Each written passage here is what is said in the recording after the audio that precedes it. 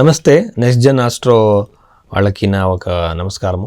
So ఏంటంటే ఈ జ్యోతిష్యంలో వచ్చేసి చాలా మోసాలు జరుగుతున్నాయండి. ఇప్పుడు మీరు చాలామంది మనకు ఒక సమస్యలు ఉంటాయి. మీరు రుద్రాక్ష పెట్టుకోండి, జెమ్ స్టోన్స్ పెట్టుకోండి, న్యూమరాలజీ ప్రకారం మీ మొబైల్ నెంబర్ చేంజ్ చేసుకోండి అని చెబుతారు. చాలామంది మీరు ఈ ఒక వెహికల్ నెంబర్ చేంజ్ చేయండి అంటారు. పెద్ద పెద్ద పూజలు, హోమాలు ఇవన్నీ జ్యోతిష్యంలో ఉన్నాయా అంటే ఖచ్చితంగా లేవు. జ్యోతిష్యంలో ఉన్న రెమెడీస్ అంటే మనం బృహత్పరాశర హోరాశాస్త్రంలో ఉన్న రెమెడీసే చేయాలి. ఆ పరిష్కారాలు ఏంటంటే మంత్రజపాలు, దానాలు మాత్రమే. సో మీరు మంత్రజపాలు అది మీరే చేసుకోవచ్చు. ఇక మీకు మంత్రాలు దొరుకుతాయి. ఆ మంత్రాన్ని సరిగ్గా మీరు ఒక డెడికేటెడ్ అయి చేస్తే ఎలాంటి సమస్య నుంచి బయటికి రావచ్చు. కానీ అన్ని సమస్యల నుంచి మనం బయటికి రాలేము. జాతకములో కొన్ని సమస్యల్ని మనం సాల్వ్ చేసుకోవచ్చు, కొన్ని సమస్యల్ని మనము అక్సెప్ట్ చేసుకోవాలి. ఇది నా జీవితం అనేసి. ఇది ఎలా అంటే ఇప్పుడు నిజమైన జ్యోతిష శాస్త్రం ఏం చెబుతుందంటే ఇప్పుడు మనం చాలామంది జ్యోతిషం మీద నమ్మకం పోగొట్టుకోవడానికి కారణం ఏంటంటే చాలామంది జ్యోతిషులు చెప్పింది నిజం కాదని. ఇది ఎందుకు నిజం కాదంటే ఒకటి వాళ్ళ బర్త్ టైంని ఈ జ్యోతిషులు చూడరు. డైరెక్ట్గా డేట్ ఆఫ్ బర్త్ కొట్టి కంప్యూటర్లో ఉన్న రాశిఫలం చెప్పేస్తారు. అసలు మీ బర్త్ టైం సరిగ్గా ఉందా లేదని చెక్ చేయడానికి బర్త్ టైం రెక్టిఫికేషన్ ఫస్ట్ చేయాలి. ఈ టైం మీరు పుట్టిన టైమేనా అని మరి ఫస్ట్ తెలుసుకోవాలి. తర్వాత ఎందుకంటే ఒక తల్లి కడుపులో ఇద్దరు ట్విన్స్ పిల్లలు పుడితే 1 minute 2 minutes డిఫరెన్స్ ఉంటుంది. దీన్ని సాల్వ్ చేయడానికి పరాశర మహర్షి షష్టాంశం ఉపయోగించండి అని అప్పుడే చెప్పారు. దీంట్లో షష్టాంశంలో యూజువల్గా 1 minute కల్లా జాతకమే మారిపోతుంది. సో ఇలా టెక్నికల్గా చూడాలి. అలాగే జ్యోతిషం అంటే మన కర్మ వల్ల ప్రారబ్ధ క్రియామాన కర్మ సంచిత కర్మం నుంచి వచ్చేట ఒక టెండెన్సీలు, ఒక సంస్కారాల వల్ల మనం పుడతాము. ఆ సంస్కారం వల్లనే మనకి ఎన్నో సంఘటనలు, ఎన్నో ఈవెంట్స్ ఆల్రెడీ ప్రీడిటర్మిన్ అయి ఉంటాయి. దీంట్లో కొన్ని చేంజెస్ చేసుకోవాలంటే మనం మంత్ర జపాలు ఇలాంటివి చేయాలి. కొంచెం తగ్గే అవకాశాలు, కంప్లీట్గా ప్రాబ్లమే సాల్వ్ అయ్యే అవకాశాలు దాంట్లో ఉన్నాయి. ఎందుకంటే రీసెర్చ్లో ఎంతోమంది కష్టంలో ఉన్న వాళ్ళకి, చాలా బ్యాడ్ టైం నడుస్తున్న వాళ్ళకి రెమెడీస్ ఇచ్చాను. వాళ్ళు సరిగ్గా చేస్తే ఆ ప్రాబ్లమే 100% సాల్వ్ అయింది. సో ఇలాంటి ఛాన్సెస్ ఉంటాయి. మనం ఏం చేస్తామంటే చాలా మంచి దారిలో వెళుతూ ఉండాలి. ఒక పర్టికులర్ ఒక మంచి వేలో ఉంటే ఆధ్యాత్మికంగా, నైతికంగా, మోరల్గా కరెక్ట్గా ఉంటే ఆ మనిషికి మంచి జరుగుతుంది. చేయలేని పనులని చేసి, పాపాలు చేసి నేను ఒక మంత్రజపం చేసి నా ప్రాబ్లం అన్నీ సాల్వ్ అయిపోతాయంటే అలా జరగదు. ఈ గైడెన్స్ని ఒక జ్యోతిషుడు ఇవ్వాలి. ఏది యాక్సెప్ట్ చేసుకోవాలి, ఏది చేంజెస్ చేసుకోవాలి, పర్సనాలిటీలో, సైకాలజీలో ఏమేమి చేంజెస్, మార్పులు తీసుకురావాలి ఫస్ట్ చెప్పాలి. అన్నిటికీ గుడికి వెళ్ళండి, అన్నిటికీ మీరు ఇది దానం చేయండి, ఇవి దానాలు చేయండి అని చెప్పకూడదు. ఇది సైంటిఫిక్ వే అనమాట. అలాగే జాతకమును కూడా సైంటిఫిక్గా చూడాలి.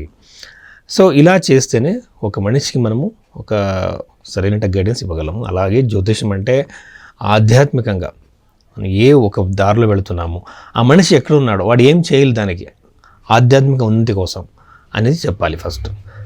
దానికోసమే జ్యోతిషం ఉందన్నమాట. సో పరవిద్య, అపరవిద్య అంటారు.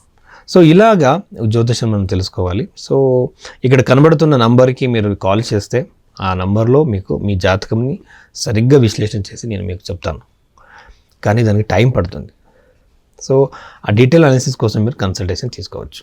కర్కాటక రాశిలో పుట్టిన వాళ్ళకి ఈ ఒక అక్టోబర్ నెలలో జరిగిపోయే విషయాల గురించి మనం చెప్పాలంటే మనం ఏం చేస్తామంటే చాలామంది ఈ గ్రంథాల్లో ఉన్న విషయాలు చెప్పరు. ఇప్పుడు ఫలదీపికలో ఉన్న గ్రంథాల్లో ఉన్న రాశి ఫలితానికి సంబంధించిన ప్రిన్సిపల్స్, ఆ రూల్స్ నేను అప్లై చేసి చెబుతున్నాను. అలాగే చాలామంది అక్టోబర్ నెల ఇంగ్లీష్ క్యాలెండర్ యూజ్ చేసుకుంటారు. అలా యూజ్ చేసుకోకండి. ఎందుకంటే మన పంచాంగం ఆధారంగా చూడాలి. ఇప్పుడు మన పండగలు, మన ఫెస్టివల్స్, మన ఆచారాలు అన్నీ కూడా పంచాంగం ఆధారంగా మాస భవిష్యం అని చెబుతారు. మాసం కాకుండా మనము ఇంగ్లీష్ క్యాలెండర్ చూడాల్సిన అవసరం లేదు. అయినా కూడా అది తెలియాలని మనం అలాంటిది ఇది పెట్టామన్నమాట. సో ఇలా మనము కర్కాటక రాశికి సంబంధించినట్టు చూడటం అయితే అష్టమ భావంలో రాహు ఉండడం వల్ల వీళ్ళకి ఏమవుతుందంటే వైవాహిక జీవితంలో ఇష్యూస్, ప్రాబ్లమ్స్, మ్యారిటల్ డిస్కార్డ్ ఇలాంటి ఇష్యూస్ అన్నీ ఉంటాయండి. సో దీన్ని సరి చేసుకోవచ్చు, పెద్ద ప్రాబ్లం ఏం కాదు. కానీ ఇంకా ఒక విషయం ఏంటంటే యాన్సెస్ట్రల్ ప్రాపర్టీ, పిత్రార్జితమైన ప్రాపర్టీ, ఇరుక్కున్న డబ్బులు వచ్చే అవకాశం వాళ్ళకి ఎక్కువగా ఉంటుంది రాహు ఉండడం వల్ల. చాలామంది ఏం చెప్తారంటే రాహుకి కుంభరాశి వచ్చేసి చాలా సుక్షేత్రం అని కూడా చెప్తారు కొంతమంది. సో ఇక్కడ దీనివల్ల మనం ఏం చెప్పచ్చు అంటే ఒక యాన్సెస్ట్రల్ ప్రాపర్టీ ఇవన్నీ వచ్చే అవకాశాలు ఉంటాయి. కానీ మ్యారిటల్ లైఫ్లో మాత్రం ఇష్యూస్ ఖచ్చితంగా ఉంటాయి.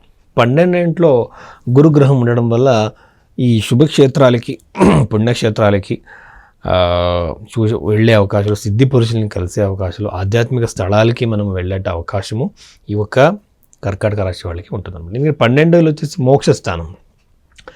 ఇక్కడ గురుగ్రహం ఉండడం వల్ల యూజువల్గా ఇది ఒక గురువుకి దగ్గరికి మనం తీసుకొని వెళ్తుంది ఈ ఒక టైం పీరియడ్. సో ఇది చాలా ఇంపార్టెంట్ అనమాట. ఇది వాళ్ళకి విజువల్ ఇప్పుడేమైనా మీకు ఏమైనా గురుదశ నడుస్తుంది అనుకోండి, ఈ రాశిలో పుట్టిన వాళ్ళకి 100% క్లియర్గా చెప్పచ్చు వాళ్ళకి పెళ్లి జరిగే అవకాశం ఉంది. లగ్నం నుంచి చూడాలి. సో ఇలాంటివి చూడొచ్చు. అలాగే పంచమ భావంలో నేను ఆల్రెడీ చెప్పినట్టు సంతాన యోగము ఉంది, కానీ ఏమవుతుందంటే అంత ఒక పాజిటివ్ అయిన టైం పీరియడ్ కాదు సంతానానికి సంబంధించి ప్రయత్నిస్తున్న దంపతులకి. కానీ ఓవరాల్ హారోస్కోప్ చూడాలి. అలాగే నవమ భావంని చూస్తే అక్కడ శని ఉండడం వల్ల, సూర్యగ్రహం దృష్టి కూడా అక్కడ ఉండడం వల్ల తండ్రికి ఆరోగ్యము పాడైపోయే అవకాశాలు ఉంటాయి. అలాగే తండ్రి మళ్ళీ తల్లి ఇద్దరు పేరెంట్స్ మధ్య గొడవలు, అలాగే పేరెంట్స్ జతలో మీకు ఒక అన్నెసెసరీ గొడవలు జరిగే అవకాశాలు ఉంటాయి. అలాగే వక్రీ అన్నట్టు శని నవభావంలో ఉండడం వల్ల ఏమవుతుందంటే కొంతమంది విదేశానికి వెళతారు, లేక వాళ్ళ ప్లేస్ని వదిలి వేరే ప్లేస్కి వెళతారు. అక్కడ ఏదో ప్రాబ్లమే మళ్ళీ రిటర్న్ వచ్చే అవకాశాలు ఉంటాయి.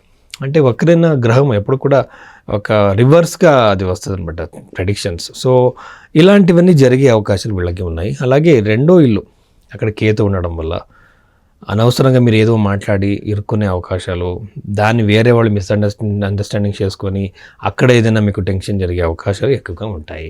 సో ఇవన్నీ కూడా మిక్స్డ్ అయినట్టు రిజల్ట్స్ మనము కర్కాటక రాశి వాళ్ళు చూస్తారు. అలాగే ఇంకొక విషయం ఏమిటంటే కర్కాటక రాశి వాళ్ళు యూజువల్గా చంద్రుడికి సంబంధించిన రాశి కాబట్టి వీళ్ళు చంద్రుడికి సంబంధించిన మంత్రాలు చెప్తే చాలా మంచిది. ఇప్పుడు మీరు గూగుల్లో లేక మీరు యూట్యూబ్లో కొడితే అక్కడ చంద్రగ్రహానికి సంబంధించిన బీజ మంత్రం దొరుకుతుంది. ఆ బీజ మంత్రం చెప్పండి రెగ్యులర్గా. ఒక పర్టికులర్ ప్లేస్లో కూర్చొని మీరు ఆ మంత్ర జపం చేస్తే మానసికంగానూ స్ట్రాంగ్ అవుతారు. చంద్రుడు ఒకవేళ మీకు నెగిటివ్గా ఉంటాం, నెగిటివ్ ప్లేస్లో ఉండడం అయితే అప్పుడు కూడా అది మంచి ఫలితం ఇచ్చేట అవకాశాలు ఈ ఒక కర్కాటక రాశి వాళ్ళకి ఉంటుందన్నమాట. నమస్తే.